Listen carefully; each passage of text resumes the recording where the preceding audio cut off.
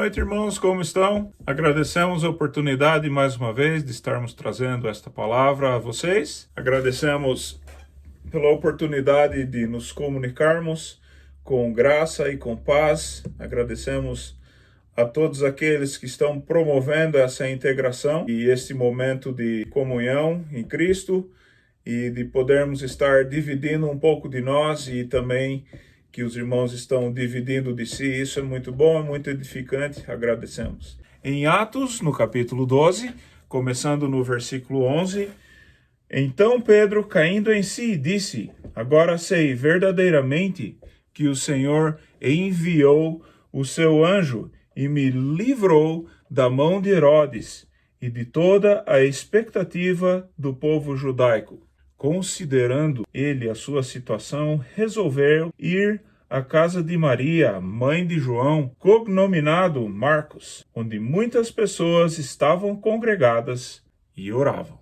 Capítulo 12 de Atos nos traz, e estamos no meio desta narrativa, o conhecimento de que os irmãos viviam grande perseguição. Para continuar agradando o povo, que das boas graças do povo muito se fazia pelo governante, Herodes julgou correto também prender Pedro. O Senhor não achou isso muito divertido nem muito engraçado e enviou o seu anjo para libertar Pedro. E Pedro, saindo da sua prisão e do momento de risco de morte, o que ele faz? A coisa mais natural de todas. Ele foi para casa, ele foi buscar os irmãos, e os irmãos estavam reunidos em casa de Irmã Maria.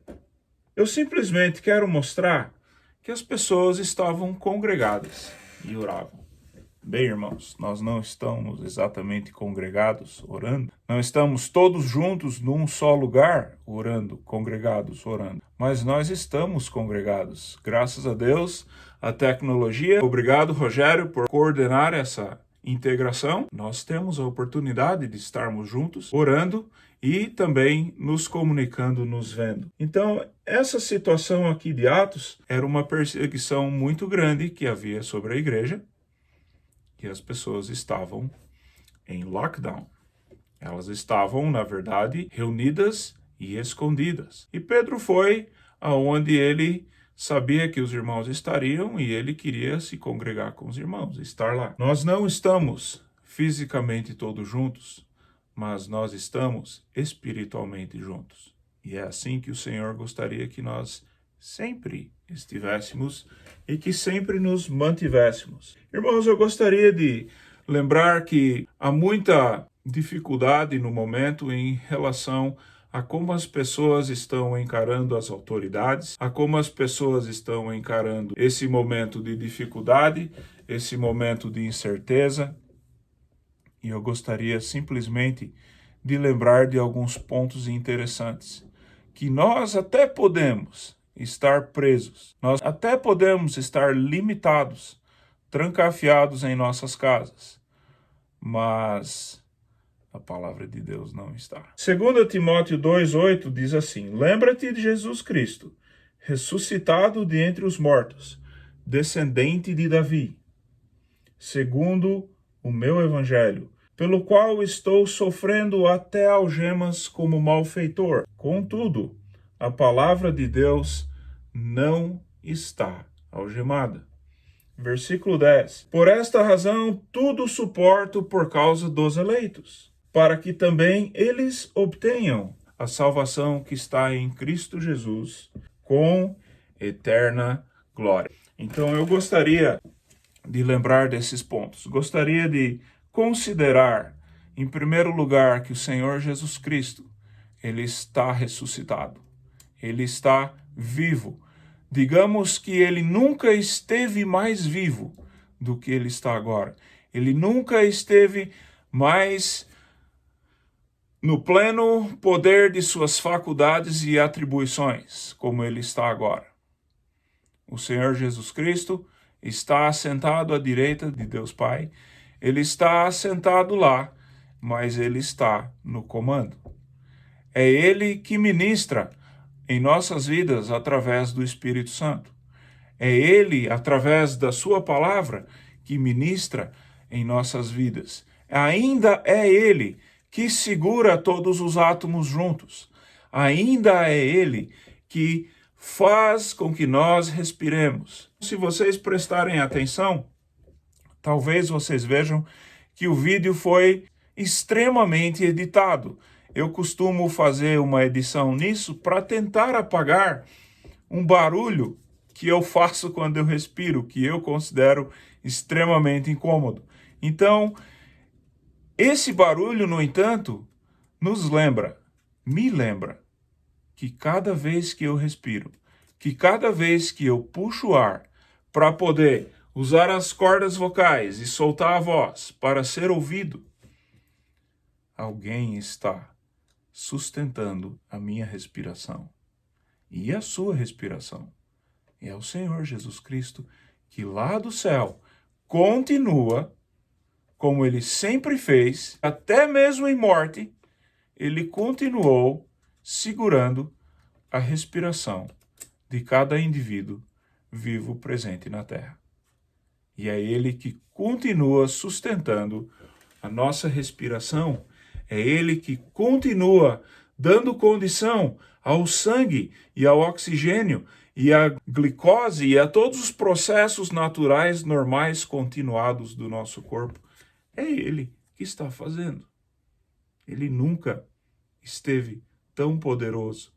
O apóstolo Paulo começa dizendo para Timóteo, ele fala, lembra-te de Jesus Cristo, ressuscitado dentre os mortos. O nosso Senhor nunca esteve tão poderoso como Ele está agora. Ele está ressuscitado.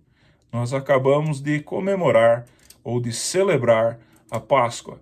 E a Páscoa, aqui nos Estados Unidos, alguns chamam de Easter, que seria um termo um tanto quanto pagão, mas muitos outros comemoram esse feriado não como a Páscoa, não como Easter, e sim como Resurrection Sunday, que é domingo de ressurreição.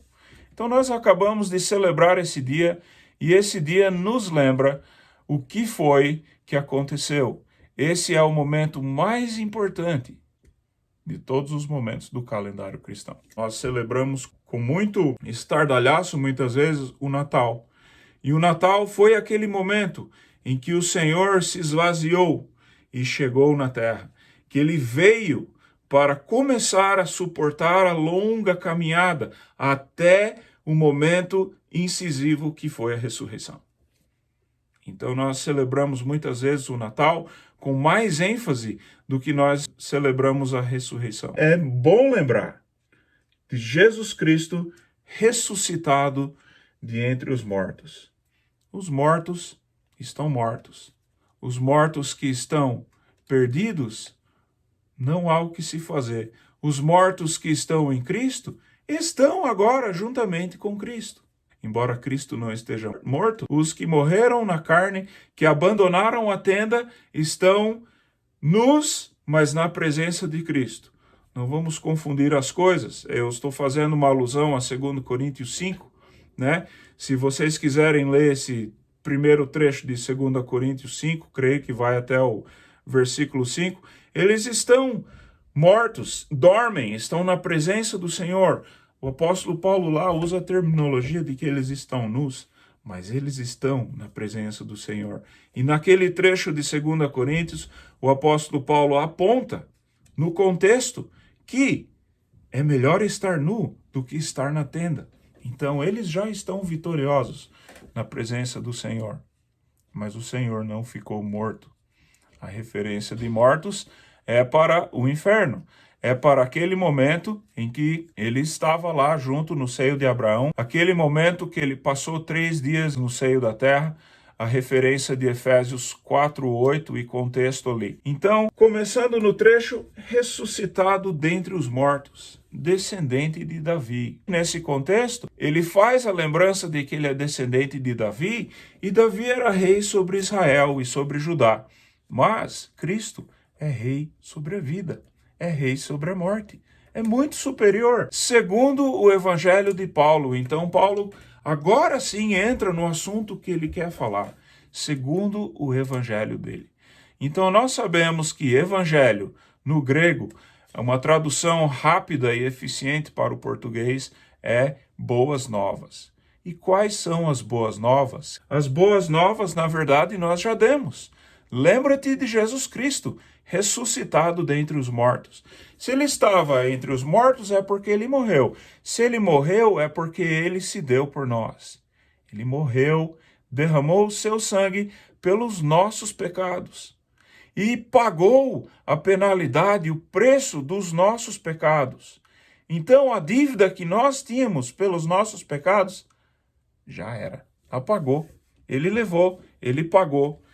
E quando ele pagou, ele nos comprou com o seu sangue. Os irmãos conhecedores podem identificar todas as passagens que eu estou citando ou me aludindo a essas passagens. E quando o Senhor nos comprou com o seu sangue, ele deu a vida, ele morreu. E o evangelho é que ele morreu, foi sepultado e ressuscitou. 1 Coríntios 15, versículos 3 e 4, segundo as Escrituras. Tudo tinha sido profetizado, tudo tinha sido predito que Cristo faria exatamente assim. E assim profetizado, assim predito, até pelo próprio Senhor Jesus, quando ele estava com o seu ministério para Israel e com os discípulos, ele profetizou: eu vou morrer, mas eu vou ressuscitar. Então ele ressuscitou. E o evangelho é a boa nova de que nós, pecadores, imundos, podemos e somos feitos mais alvos do que a neve. Nós somos feitos regenerados, lavados, regenerados. Nós recebemos a vida do Senhor Jesus Cristo através da fé pela insondável, inquantificável graça que é sempre bom lembrar. Justiça é quando nós recebemos o que merecemos. Misericórdia é quando nós não recebemos o que merecemos. E graça é quando nós recebemos o que não merecemos. Então nós definitivamente não merecemos vida eterna. Nós definitivamente não merecemos perdão. E nós definitivamente não merecemos sermos feitos herdeiros de Deus. Sermos feitos filhos de Deus e co-herdeiros com Cristo. Não merecemos. Essa é a insondável, abundante, sem fim graça de Deus, né? Da mesma forma que a abundante, sem fim misericórdia de Deus. Imagina o preço que nós teríamos que pagar. Teríamos que pagar com vida, permanecendo perdidos e separados de Deus por toda a eternidade, sofrendo os tormentos indizíveis do inferno primeiro e posteriormente para sim toda a eternidade, com um corpo especificamente projetado para suportar os rigores do lago de fogo, para durar a eternidade inteira no lago de fogo. E nós não recebemos isso que merecíamos. E justiça foi feita. Nós em Cristo morremos, sim. E nós somos chamados, sim, para morrer em Cristo, para o pecado. Somos chamados, sim, para em Cristo abandonarmos a carne. Somos chamados, sim, para em Cristo elevarmos o padrão de nossas vidas, não a um padrão moral nosso, mas a um padrão moral que é descrito na palavra, que Cristo e Deus escreveram e nos entregaram, para que nós, sim, possamos representar bem. Lá em 2 Coríntios 5, de novo, ainda o mesmo capítulo, mas no final do capítulo, fala muito bem que nós não somos meros pecadores, nós somos embaixadores. Cristo, Deus nos deu a posição de representarmos com a nossa vida, com o nosso testemunho, não só Ele, mas todo o seu reino, todo o seu programa. E nós somos embaixadores de Cristo. Isto é maravilhoso. Pela palavra e pelo Espírito Santo, nós temos esse poder, esta capacidade de, em oração e vigiando, e sendo o corpo de Cristo, atuando conjuntamente, lembrando sempre, o versículo 8 começou aqui, de 2 Timóteo 2, lembra-te de Jesus Cristo ressuscitado. Então, lembrando, vigiando, vivendo, orando, junto como o corpo de Cristo, sempre em oração, sempre na palavra, lembrando é a chave. Nós podemos sim, e devemos sim, estar vivendo segundo a vontade de Deus. Então, falando do Evangelho, o apóstolo Paulo, no capítulo 2 de 2 Timóteo, no versículo 9, ele fala que pelo Evangelho, no momento que ele escreve para Timóteo, ele está na cadeia, ele está preso. E ele fala, versículo 9, pelo qual estou sofrendo, até algemas, como malfeitor. O único crime de Paulo era ser cristão. O único crime de Paulo era anunciar Jesus Cristo. O único crime de Paulo era ser diferente da sociedade em que ele vivia. Era não participar do pão e circo e diversas outras coisas que aconteciam, que era norma da sociedade e do qual Paulo se destacava e os demais cristãos.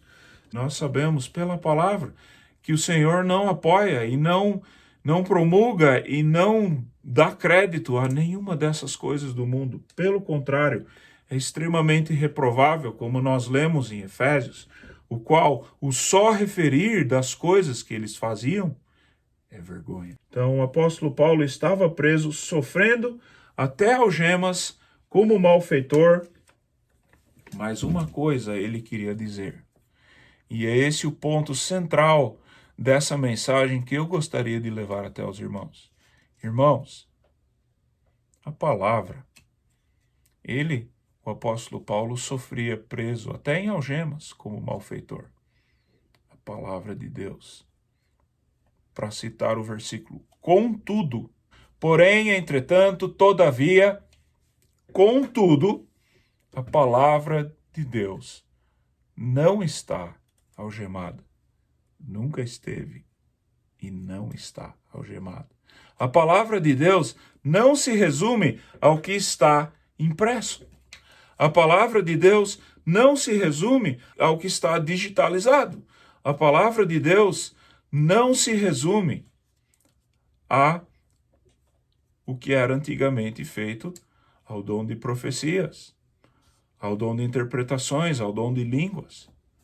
A palavra de Deus, os princípios de Deus, vida, a moral, a ética, a verdade do Evangelho, a doutrina, tudo isso não está presa, não está algemada. Muitas pessoas têm o conhecimento, têm o entendimento de que é melhor eu deixar para falar do Evangelho, essa coisa de falar do Evangelho, essa coisa de passar uma exortação, essa coisa de trazer uma palavra, essa coisa de aconselhar o próximo, essa coisa de disciplinar as pessoas, os filhos, né? É melhor deixar isso para os universitários. Irmãos, lamentavelmente, os universitários, em muitos casos, são os últimos a quem devemos recorrer. Porque, lamentavelmente, os universitários, de modo geral, são os mais impiedosos que existem. Bom, eu posso, de certa forma, me considerar um universitário, porque, embora não tenha concluído o curso, 5 anos eu cursei a universidade. E posso afirmar categoricamente e defender o que acabei de dizer. Lamentavelmente, de forma generalizada, os universitários são os piores. São os que dão o pior exemplo. A universidade, muitas vezes, é o centro de propagação, de perseguição à palavra de Deus. É lamentável, muito lamentável. A expressão deixa para os universitários, normalmente não está literalmente se aplicando a quem é universitário, mas sim é uma referência a quem é a autoridade no assunto. Irmão, irmã, você ouviu o Evangelho? Você creu no Evangelho, então você agora é universitário. Então agora você é a autoridade da mensagem mais importante de todos os tempos. Não existem desculpas. Não existem atenuações, não existem minimizantes, não existem razões pela qual você não pode compartilhar o Evangelho com o próximo. Você não precisa de uma Bíblia para fazer isso. Você não precisa de curso de oratória para fazer isso. Você não precisa ser bonito para fazer isso. Você não precisa falar bem, você não precisa de todos os dentes. Você não precisa nem falar. Você pode escrever. Você não precisa saber escrever. Você pode falar. Se você sabe que o Senhor Jesus Cristo morreu na cruz pelos nossos pecados, foi sepultado e ressuscitou no terceiro dia, você é uma autoridade no assunto chamado Evangelho. Você está plenamente habilitado, plenamente qualificado, e Deus te conclama para o serviço extremamente nobre, para a oportunidade que te dá galardão, que te traz coroas. Lembrando que não merecemos as coroas. Lembrando que é uma graça, que é uma misericórdia. E que, no entanto, Deus considera como justiça. Esse negócio de você compartilhar do Evangelho. A palavra de Deus não está algemada. Você não precisa ser, de nenhuma forma, bem versado nas Escrituras para apresentar o Evangelho. O Evangelho é a mensagem mais simples que tem. Para exatamente o mais simples de todos poder compartilhar. Se você tem demência, você pode compartilhar o Evangelho. Se você tem trissomia do 21, que é a síndrome de Down, você é perfeitamente capaz e habilitado para compartilhar o Evangelho. Se você é mudo, você consegue compartilhar o Evangelho. Se você é mudo-surdo, você consegue compartilhar o Evangelho. Se você é cego, você consegue compartilhar o Evangelho.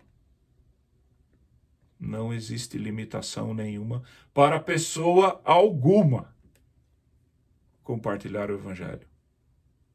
Desde que você saiba compartilhar o Evangelho. E desde que você saiba compartilhar o Evangelho, essa pré-condição é muito simples. É simplesmente saber o Evangelho. Que Cristo morreu pelos nossos pecados e ressuscitou. E que todo aquele que crê é salvo. Aí tem todos os detalhes do Evangelho. O detalhe de que se você creu, agora você é embaixador em Cristo. Se você creu, agora você é cordeiro com Cristo. Se você creu, você está selado com o Espírito Santo e não vai perder a sua salvação. Se você creu, você foi purificado, habilitado para falar do Evangelho. Agora começou, agora sim que você creu, inicia-se todo o seu processo de santificação.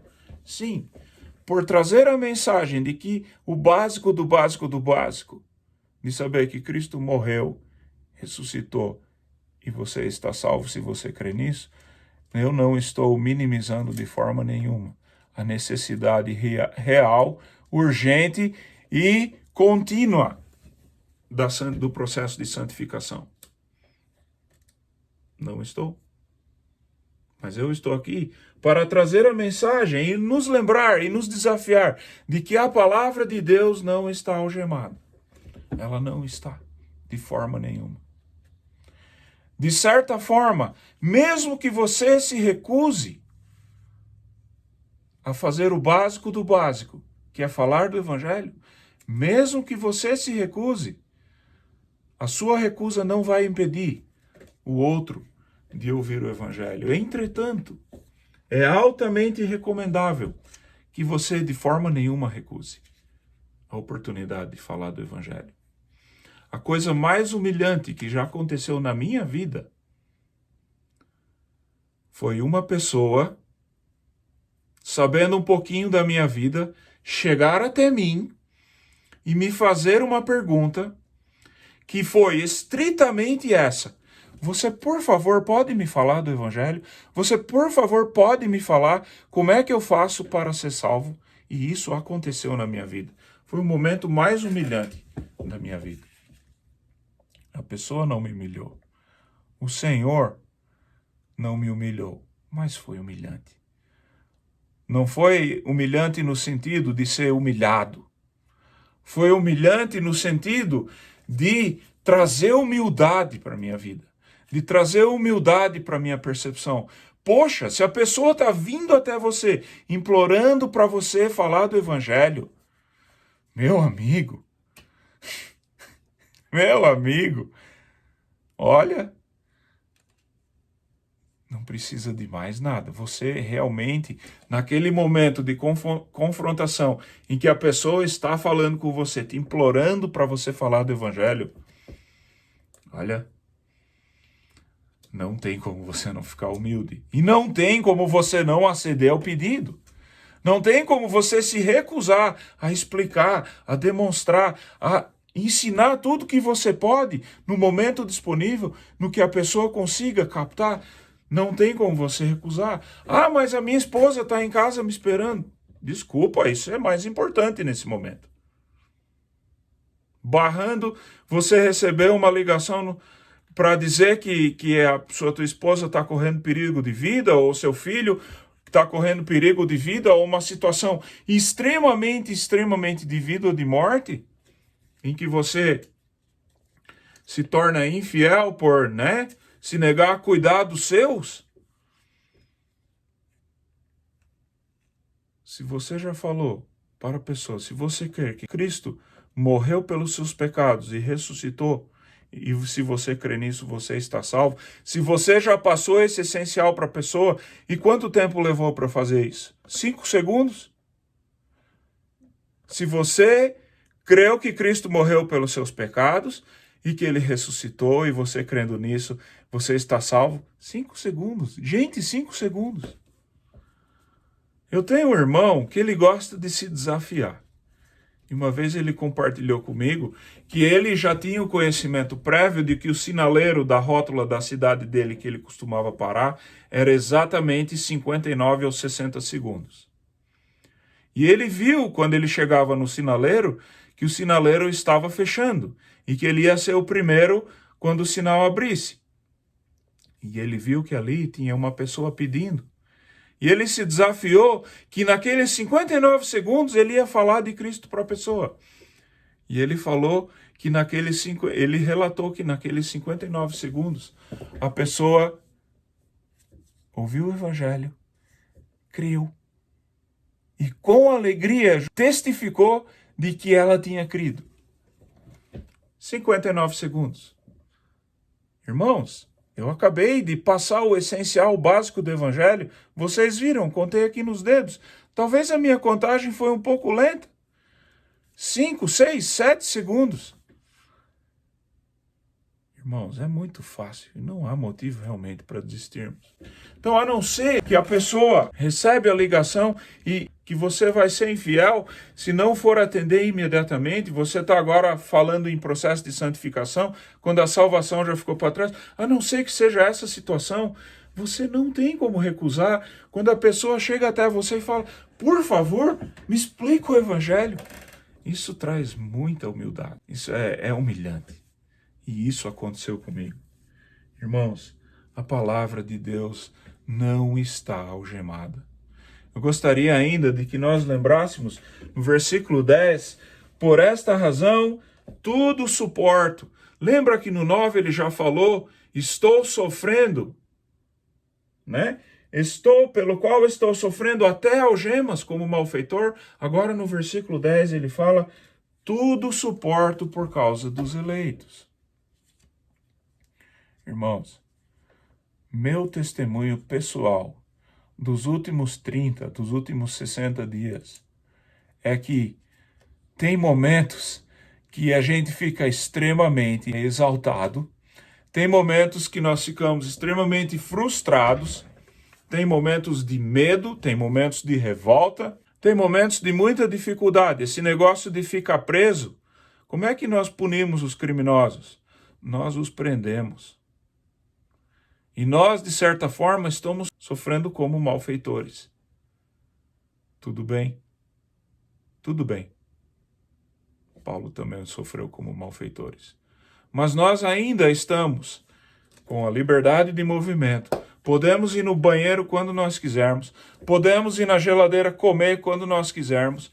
Temos acesso aí até o supermercado. Em muitos casos, nós ainda estamos abençoados com dinheiro. Ainda estamos abençoados com a habilidade de conseguir alimentos. Faça um parênteses. Por favor, se você não está em condição de comprar alimentos, não passe fome, tá? Chegue até mim, faça chegar até mim o conhecimento de que você está passando necessidade. Que eu vou fazer o que eu puder para suprir essa necessidade. E não precisa nem fazer chegar até em mim.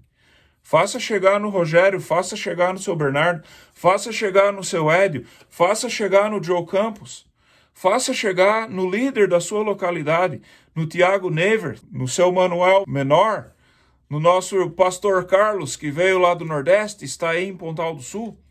Faça chegar a sua liderança, faça chegar ao Pedro, que está lá em Timbó, ou naquela região de Indaial lá, no momento está me fugindo, me perdoe. Faça chegar, não quero esquecer nenhum irmão, faça chegar até a Luísa, faça chegar a quem for, faça chegar ao Paul. Se você está passando fome, se está com dificuldade, por favor, faça chegar até mim ou a qualquer um da sua liderança local, que será feito providência. Fecha o parênteses. Então, retorno aqui para o fato de que, por esta razão, versículo 10, tudo suporto por causa dos eleitos. Irmãos, uma pessoa chegar até você e pedir para você, implorar para você explicar o evangelho para ela,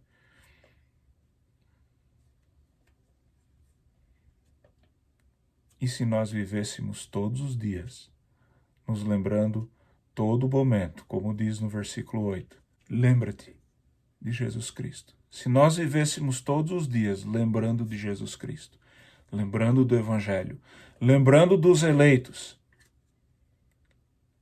se nós vivêssemos assim todos os dias, como seria? Tudo suporto por causa dos eleitos, para que também eles obtenham a salvação que está em Cristo Jesus em eterna glória. Irmãos, é interessante que através do Evangelho nós alcançamos a salvação. Nós temos muitas vezes uma longa oportunidade de santificação. E nós temos a eterna glória. Uma das coisas que a palavra de Deus, um dos assuntos que ela menos trata, são das recompensas do lar celeste, da vida eterna. É um dos assuntos que menos trata. A minha convicção pessoal, da razão pelo qual assim é que nós, em primeiro lugar, devemos estar muito mais ocupados no processo de santificação, no processo de tudo sofrer por causa dos eleitos, para que eles tenham a oportunidade de crer e chegar à salvação. Número 1. E número 2,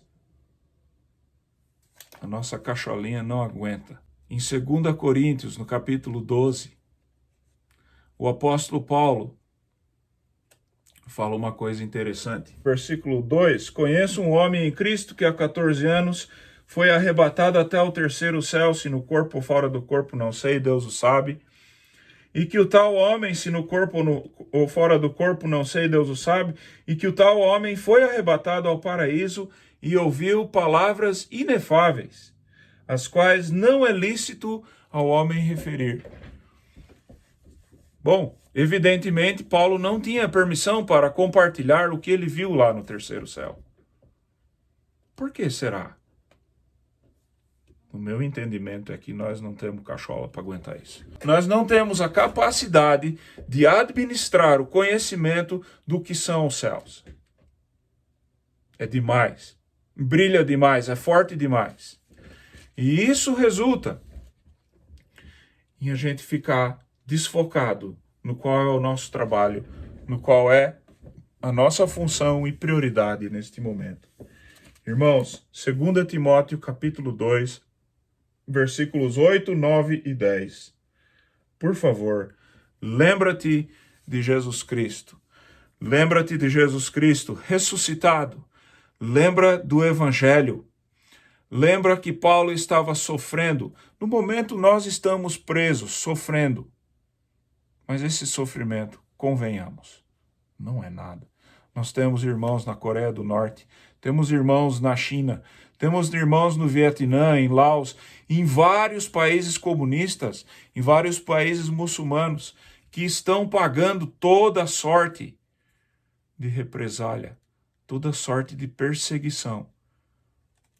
Estão sofrendo pelo Evangelho. O que nós estamos sofrendo agora realmente não é nada.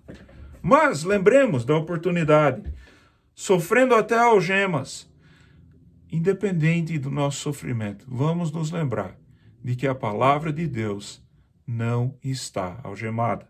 Vamos nos lembrar que o apóstolo Paulo, ele nos recomenda, e se nós realmente nos lembramos, e nós devemos nos lembrar, o apóstolo Paulo diz que tudo suporto por causa dos eleitos, para que tenham salvação em Cristo, e não só a salvação. Os 3 pontos que eu comecei a fazer, e eu acho que não tinha terminado, é a salvação, a santificação e a eterna glória. Esse precioso dom incalculável da eterna glória, que nesse momento, na nossa cabeça pequena e finita, a gente não consegue imaginar. O que eu vou fazer com a eternidade? Muitas vezes eu nem sei o que fazer com 24 horas. O que eu vou fazer com a eternidade? Não pensemos no que nós vamos fazer com a eternidade. O Senhor sabe muito bem o que nós estaremos fazendo. Confiemos nele. Irmãos, por favor, 2 Timóteo 2, 8, 9 e 10. Lembremos dessa mensagem. Cheguemos mais perto a essa mensagem. Amém? Deus os abençoe. Muito obrigado pela oportunidade mais uma vez. E Deus seja louvado acima de tudo. Amém.